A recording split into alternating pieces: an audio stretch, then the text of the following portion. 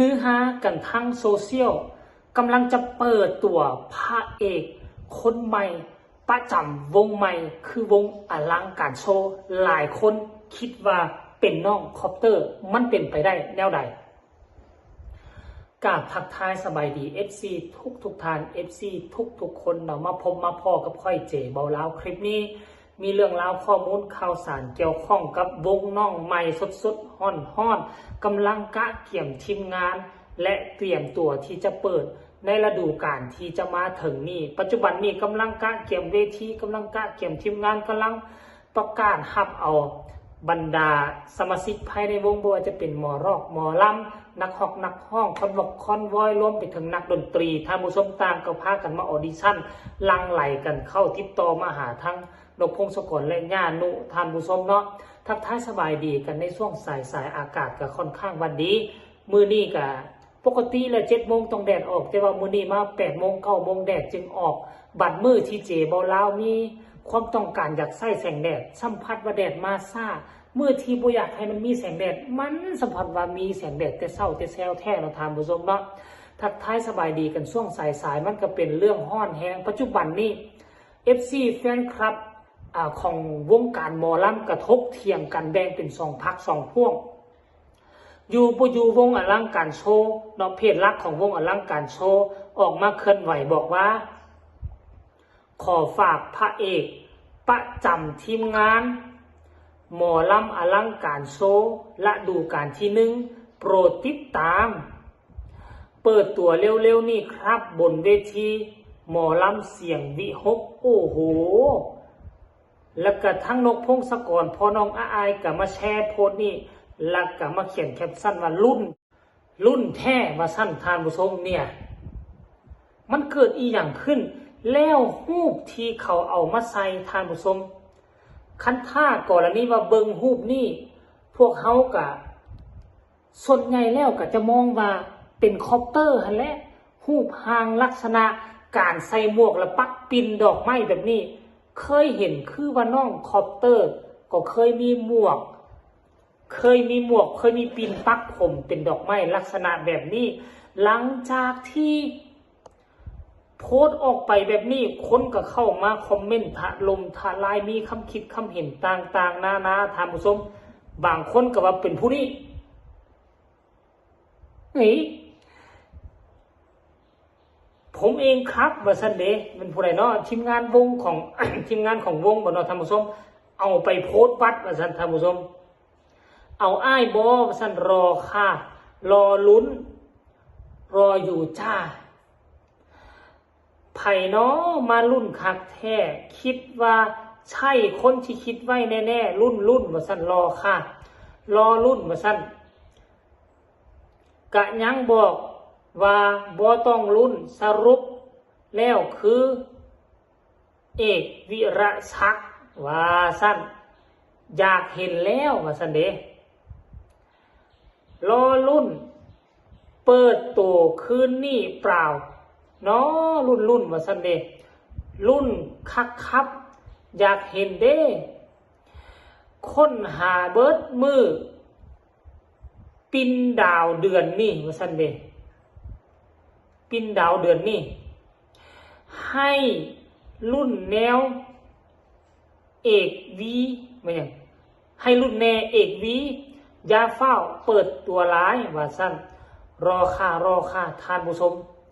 คนส่วนใหญ่ก็บ่ได้บอกว่ามุ่งเป้าไปที่น้องคอปเตอร์แต่อย่างใดแต่เบิ่งรูปหางลักษณะรูปที่เขาออกมาใบ้น่ะเนาะเจบ่ลาวก็มองว่ามันคล้ายๆคือน้องคอปเตอร์อีหลีได้มันก็เลยเฮ็ดให้บางคนก็คิดว่าตัดแปะเอารูปน้องคอปเตอร์ไปเฮี้ยงเคียงกันเบิ่งว่าแม่นหรือบ่แม่นท่านผู้ชมขั้นกรณีว่าน้องคอปเตอร์จะมาเป็นพระเอก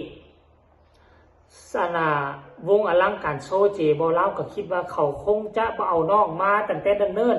แล้วคงจะบ่เอามาเปิดโตตั้งแต่กี้พุ่นดอกท่านผู้ชมเพราะว่าน้องคอปเตอร์ก็มายืนอยู่บนเวทีนี่ก็เกือบครึ่งเดือนอะไรเกือบครึ่งเดือนแล้วจะเข้าเดือนแล้วเพราะฉะนั้นแล้วขั้นเปิดเขาก็น่าจะเปิดโตตั้งแต่กี้พุ่นแล้วอันนี้มาในนามรับเชิญแล้วก็เอามาขึ้นกับเวทีมาหากินอยู่ในเวทีแล้วมีการจัดการสอบการโชว์อย่างต่าง แล้วอีกอย่างหนึ่งคันท่ากรณีว่าจะเอาน้องคอปเตอร์มา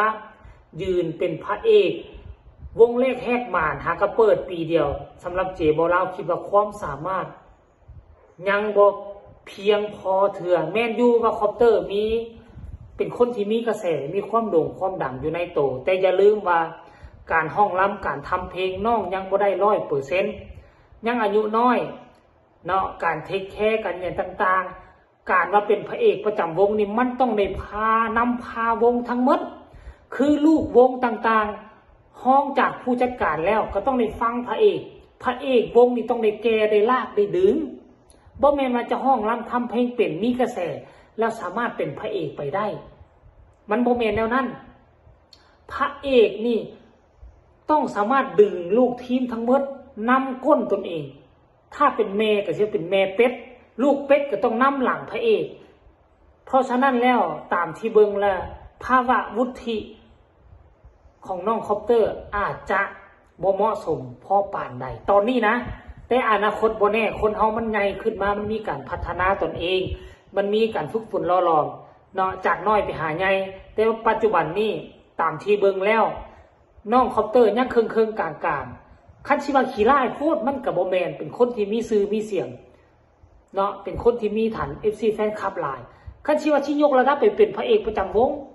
มันก็คือว่ายังเคิงๆกลางๆท่านผู้ชมอันนี้มุมมองแนวความคิดของเจบ่ลาวบ่แม่นว่าดูถูกดูหมิ่นดูแคลนว่าน้องบ่เก่งน้องเก่งมีกระแส FC แฟนคลับหลายโด่งดังโด่งดังแต่ว่ามันยังกักอยู่น่ะคันสิเอาไปใส่มันก็คือยังบ่ทันแม่นคันสิว่าขี้ร้ายหลายก็บ่มันยังมาคาข้อหนึ่งอยู่ที่น้องคอปเตอร์อาจจะบ่เหมาะสมสำหรับเจบ่ลาวคิดว่าแนวนี้เนาะสำหรับ FC ของเสียงพี่ฮก FC ของน้องคอปเตอร์มีความคิดความเห็นว่าแนวใดก็สามารถส่งข่าวมาแลกเปลี่ยนบทเรียนนำเจบ่ลาวได้อันนี้บ่เครียดบ่ขมเด้อท่านผู้ชมแนวคิดของแต่ละคนมันแตกต่างกันเนาะเพราะฉะนั้นแล้วขั้นกรณีว่า FC คอปเตอร์หรือ FC เสียงพี่ฮกคิดว่าโอ้ต้องเป็นน้องคอปเตอร์แหละเพราะว่าเจบ่ลาวก็สงสัยเด้รูปที่เขาเอามาตัดแปะไว้น่ะเบิ่งแล้วมันคล้ายคือคอปเตอร์มีตัวหนึ่งคอปเตอร์ถ่ายรูปเนาะที่เฮดนี่นะเฮดนี่บ่หรือว่าเฮดนี่แหละก็ใส่หมวกตัวนี้มีปิ่นปักผมเป็น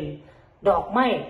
ลายแบบนี้เส้นเดียวกันท่านผู้ชมถ้าออกมาตุ้มเป็นคอปเตอร์นี่ทุกคนนี่งงปานไกลตาแตกแต่ถึงอย่างใดก็ตามถ้าฮอดมือนั้นมาเปิดเผยออกมาแล้วเป็นน้องคอปเตอร์อันนี้ก็เข้ารบการตัดสินใจของทั้งผู้บริหารทีมงานของวงเขาก็บ่ได้คัดข้องมองใจแต่อย่างใดท่านผู้ชมเนาะคันถ้าออกมาเป็นน้องคอปเตอร์ก็จะได้เฮ็ดอีกคลิปนึงออกมาหรือว่าบ่แม่นก็จะได้เฮ็ดอีกคลิปนึงออกมาเช่นเดียวกันเนาะทุกสิ่งทุกอย่างมันเป็นไปได้บางครั้งเฮาวิเคราะห์ออกมาว่ามันเป็นไปบ่ได้แต่เจ้าของวงเขาคิดว่าเป็นไปได้มันก็อาจจะแม่นน้องคอปเตอร์เช่นเดียวกันอันนี้เฮาบ่ขอฟันธงทั้ง2อย่างรอท่าติดตามกันไวๆนี่แหละเนาะท่านผู้ชมเนาะคลิปนี้เอามาฝากฟังกันเพียงสำนี้ฝากทุกคนกดไลค์กดแชร์กดติดตามเพื่อจะบ่พลาดในคลิปต่อไปที่สำคัญอย่ากดข้ามโฆษณาพบกันใหม่ในคลิปหน้าสำหรับคลิปนี้ขอกล่าวคำว่าสบายดี